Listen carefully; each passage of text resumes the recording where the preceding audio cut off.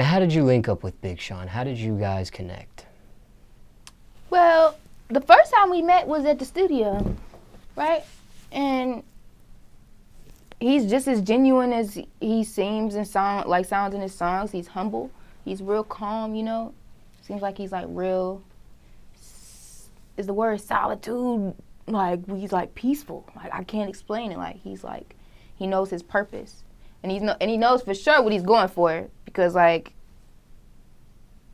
you know his power is like definitely up there. Like I'm on my way there, but he didn't set like. It was like he asked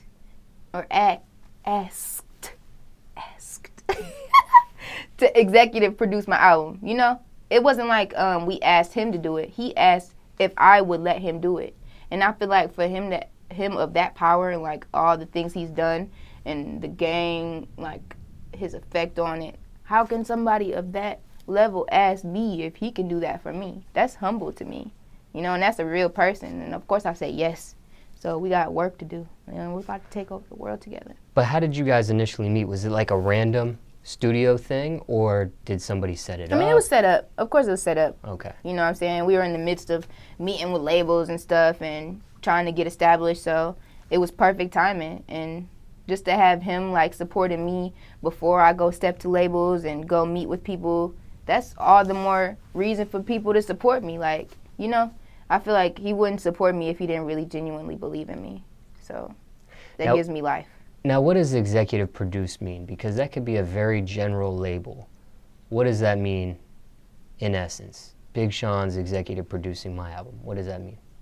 It's like if he had a bucket of all his mindful things and his artistic ways and his skills and what he knows about the music, and he started pulling out and pouring it on me like pew, pew, throwing it on my project.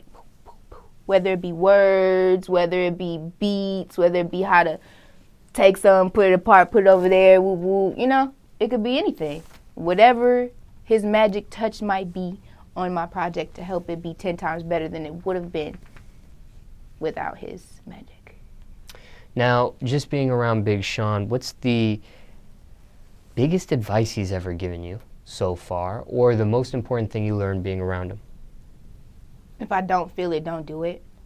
If it's not something that I'm comfortable with right when I hear it, or if I'm not like feeling like this could be good for me or the people that I'm surrounded with, like my team counts too type. Like we had a deep conversation, like literally. We talked about love and like how hard it is to be in relationships. We talked about being focused. He wants me to read this book. He said that I can't be successful unless I read it. I still have to get the book. I'm gonna get it. I'm gonna get it and I'm gonna read it. Because just the way, you know how somebody gives you advice, you know? And when you're looking at them and they're giving you the advice, you just like, I don't know why you even be giving me this advice, you know? Because it seemed like you need to take it yourself. This advice he gave me made me feel like if I don't follow this advice, I'm not gonna win, you know? And like he just like, don't do it if you don't feel it. Don't chase it. Don't try to force it. If it doesn't feel right in your heart and it doesn't feel right for you and your people, don't do it. And I think that's the number one thing I will always remember and stay by is to follow my instinct, follow my intuition.